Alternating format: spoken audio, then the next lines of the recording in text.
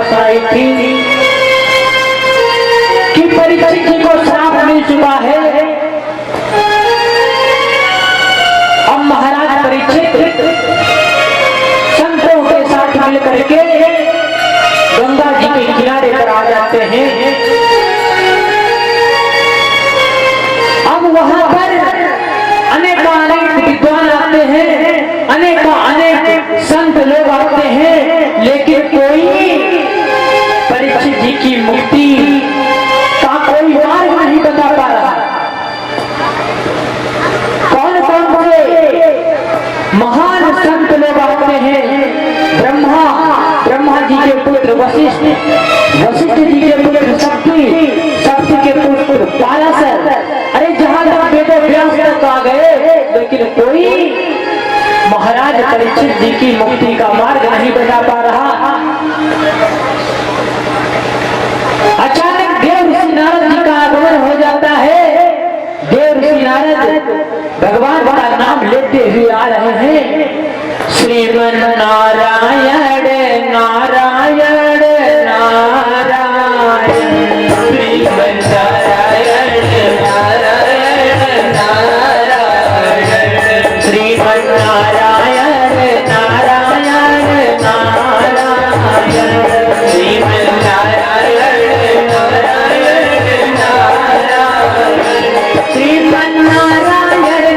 नारायण, श्रीमन नारायण, श्रीमन नारायण नारायण, श्रीमन नारायण, श्रीमन नारायण नारायण नारायण, श्रीमन नारायण नारायण नारायण।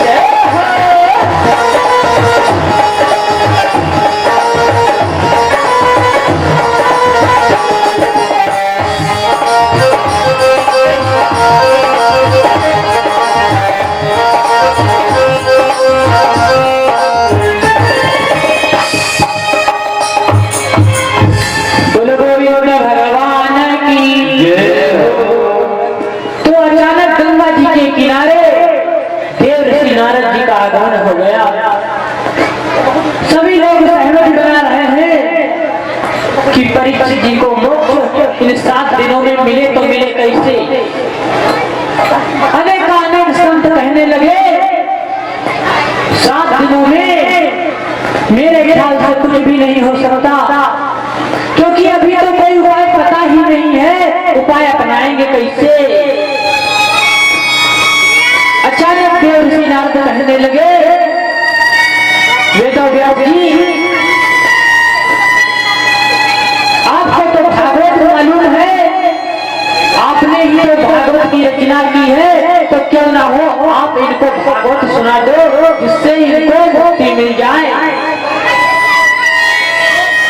अब वेदव्यास जी कहने लगे, मैं भागवत का लेखक हूँ, मैं कथावाचक नहीं हूँ, मैंने भागवत लिखी है, इसका मतलब ये नहीं मैं कथा सुना सकूं। हाँ, अचानक सभी लोगों ने विचार बनाया, ये भी कथा नहीं सुना पाएंगे,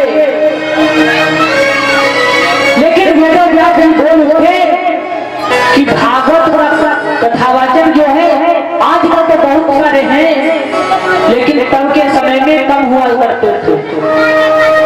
आजकल अगर आप सुबेरे प्रात बनाओ, शाम में कथा सुनाइया है, कोई ना कोई कथावाचक जरूर मिल जाएगा। और तिब्बत तक में, सीतापुर लखीमपुर में तो कथावाचकों की कोई कमी नहीं है। हाँ, तो वेदव्यास जी कहने लगे कि भागवत कथा एक व्यक्ति सुना सकता है, वो भी मेरा पुत्र सुखदेव, वही आपको भागवत कथा सुना सकता है। लेकिन प्रश्न यह है कि वो इस समय है कहाँ? अब सभी लोगों ने विचार बनाया, वो है कहाँ? अचानक एक संत जी बोल बोले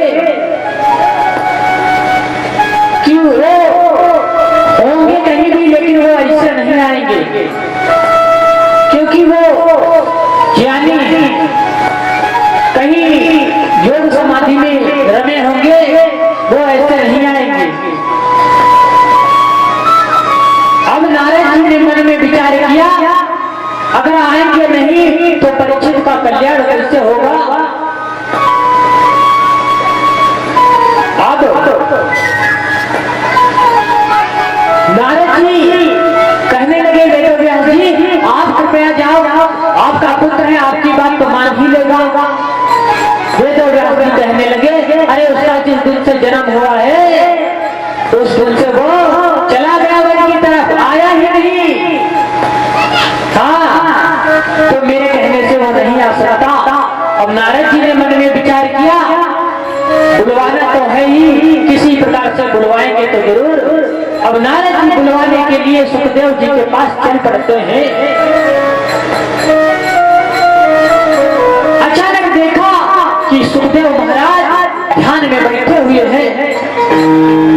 अब देव ऋषि नारद ने उन्हें प्रणाम किया और कहा, महाराज क्या हाल चाल है? सुखदेव जी ने कहा, सब बढ़िया है, प्रभु की भक्ति में रमे हैं। अचानक नारद जी ने सोचा, मैं ऐसे कहूंगा कि चलिए आप कथा सुनाइए, तो ये सुखदेव महाराज कभी नहीं जाएंगे, किसी न किसी जुगाड़ से इनको ले चलना है। अब सुखदेव जी से देवर्षि नारद ने प्रश्न कर दिया कि महाराज कृपया मुझे एक बात बताइए, एक कुआं है और कुएं के पास एक आदमी बैठा है, अच्छा भला, और एक अंधा व्यक्ति सामने से आ रहा है।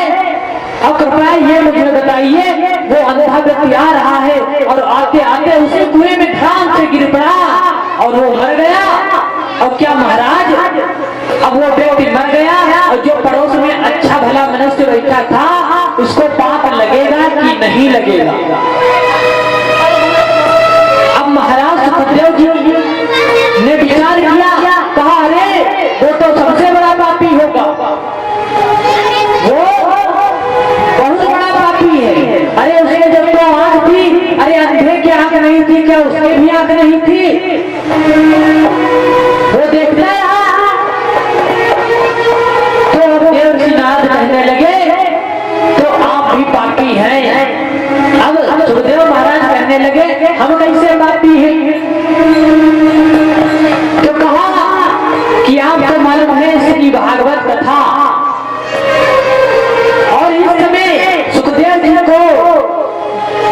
जी को आवश्यकता है भागवत की, उनकी मृत्यु जो है वो निश्चित है 7 दिनों में।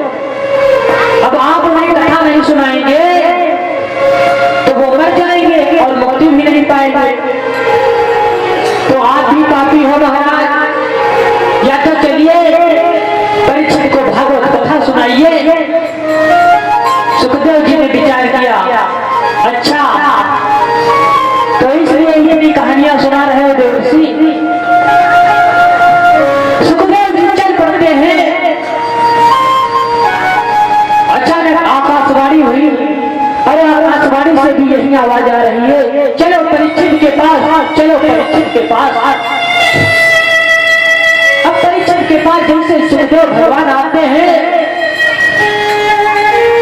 जो सुखदेव जी के बाबा जी हैं, यानी कि वेदव्यास जी के पिता पाराशर जी महाराज, जैसे देखा सुखदेव जी का आगमन हुआ, अब पाराशर जी सुखदेव जी के चरणों में साष्टांग दंडवत करने लगे। सारे संत महात्माओं ने देखा, अरे सुखदेव जी के जो ये दादाजी हैं, ये सुखदेव जी को प्रणाम क्यों कर रहे हैं, ये तो उनसे उम्र में बड़े हैं। तब देवर्षि नारद ने कहा, आयु से कोई बड़ा छोटा नहीं होता, बड़ा छोटा होता है तो ज्ञान से, क्योंकि ज्ञान के बिना कोई रिश्ता बड़ा नहीं हो सकता। तो आज पाराशर जी ने प्रणाम किया सुखदेव महाराज को। अब सुखदेव जी महाराज एक आसन पर विराजमान होते हैं, नीचे परीक्षित जी बैठते हैं। सबसे पहले क्या बताया महाराज सुखदेव जी ने कि ये भागवत कथा है क्या, ये कथा है क्या। तब महाराज सुखदेव जी कहते हैं, सुनो राजा परीक्षित, जिसे को सुने करे कुछ ज्ञान न हो, तो राजन व्यर्थ कथा है वो। जिसको सुने करे कुछ ज्ञान न हो, तो राजन व्यर्थ कथा है वो। जिसको सुने करे कुछ ज्ञान न हो, तो राजन व्यर्थ कथा है।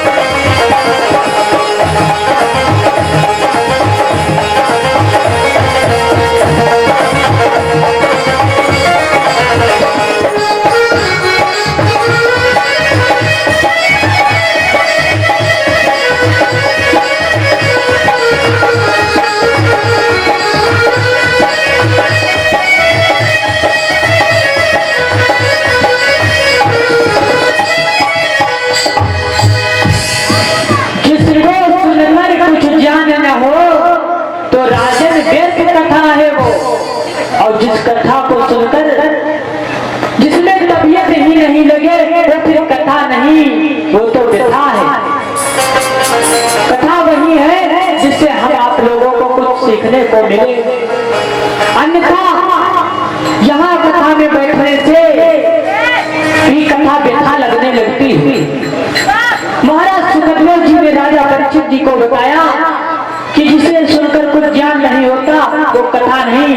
बल्कि व्यथा बन जाती है। और कलयुग में भक्ति का सबसे अच्छा उपाय क्या है, परमात्मा की प्राप्ति का राज क्या है, सबसे सरल। तो सुखदेव जी राजा परीक्षित जी से कहते हैं, कर से करम कराए बिधिनाना, कर से करम कराए बिधिनाना, कर से करम।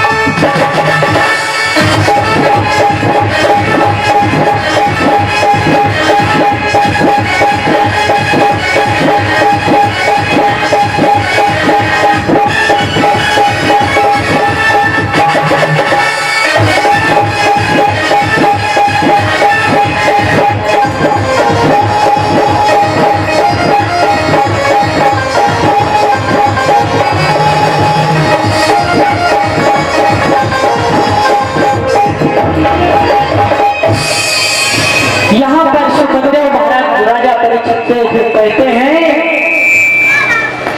कि कलयुग में सबसे अच्छी भक्ति है क्या, तो कहा कर से कर्म करें विधिनाना, और मन रखें जहाँ कृपा निधाना। हाथों से अपना काम करते रहो और मन प्रभु के पास लगाओ, इससे अच्छा मुक्ति का उपाय कोई नहीं हो सकता। अनेक अनेक प्रकार से सुखदेव जी राजा परीक्षित जी को बता रहे हैं। कथाओं के बारे में बताया तो सबसे पहले कहा, कोई भी कथा हो उसमें प्रवेश करने से पहले अगर भोले बाबा की कथा नहीं हो तो वो कथा पूरी नहीं मानी जाती। तो सबसे पहले 4 चरित्र के माध्यम से सती प्रसंग सुनाया, क्योंकि भोले बाबा हमारे एक ऐसे देवता है जो वरदान देने से पहले नहीं बल्कि वरदान देने से बाद विचार करते हैं, और सभी देवता वरदान देने से पहले विचार करते हैं, लेकिन हमारे भोले बाबा वरदान देने से बाद विचार करते हैं। इसीलिए आप लोगों ने देखा होगा वो कभी कभी फंस भी जाते हैं। भस्मासुर को वरदान दे दिया, जाओ तुम जिसके सर पर हाथ रख दोगे वो भस्म हो जाएगा, फिर क्या क्या।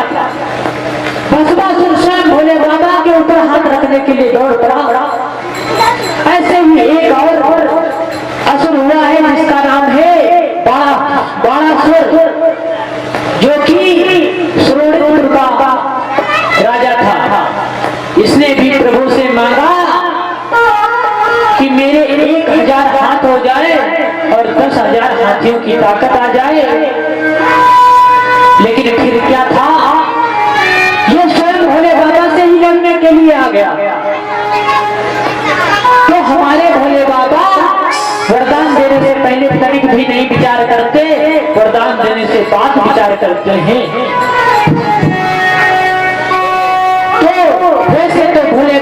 हमारे रामायण के स्वयं रचनाकार हैं। लिखा है रच महेश निज मानस राखा, रच महेश निज मानस राखा,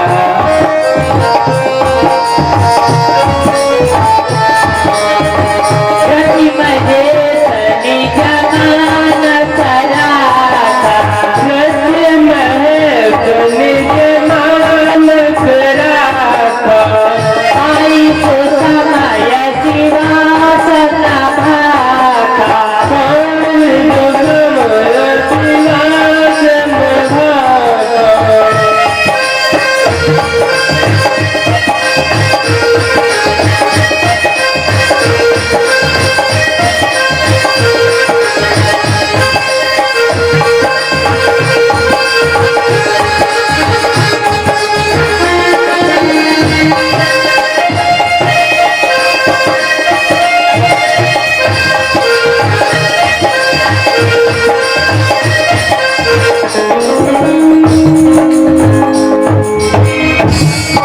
रच महेश निज मानस राखा, और पाई समय शिवासन भाखा।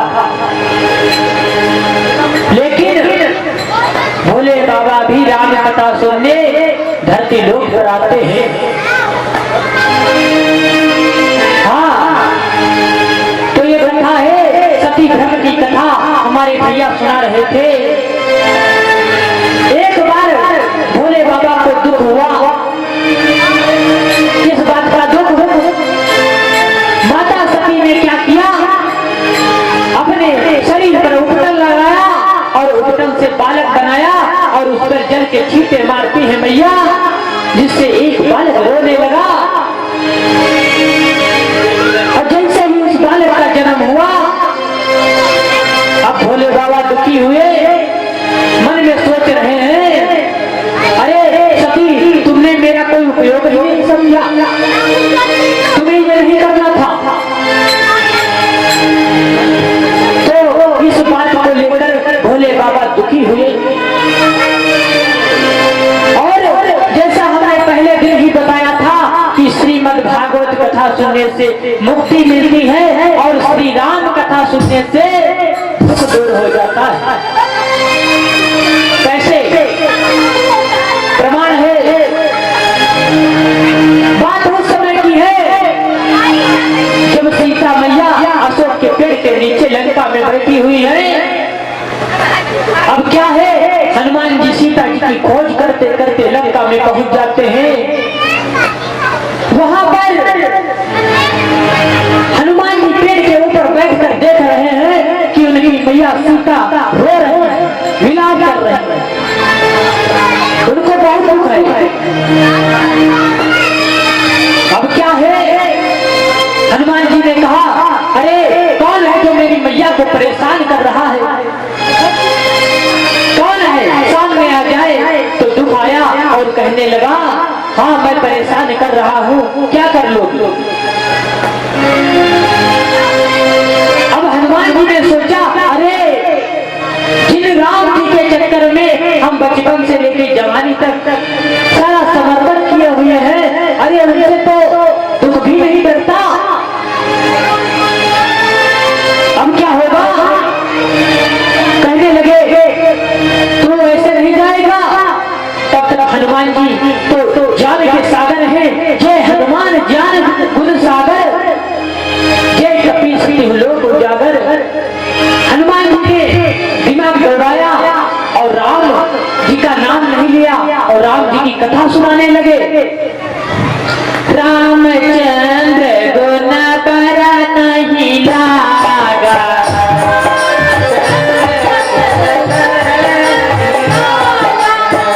रामचंद्र गुण बरा नहीं लागा, रामचंद्र गुण बरा नहीं लागा, तुरंत ही सीता कर दुख भागा।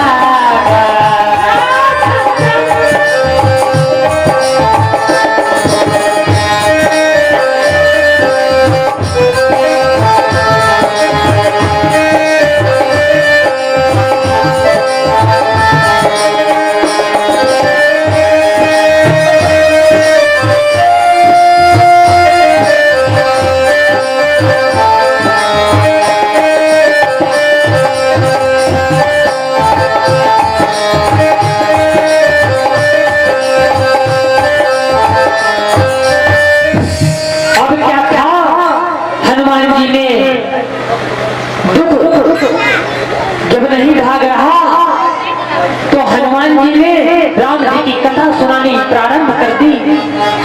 अब क्या था, दुख तुरंत माता सीता से दूर होने लगा।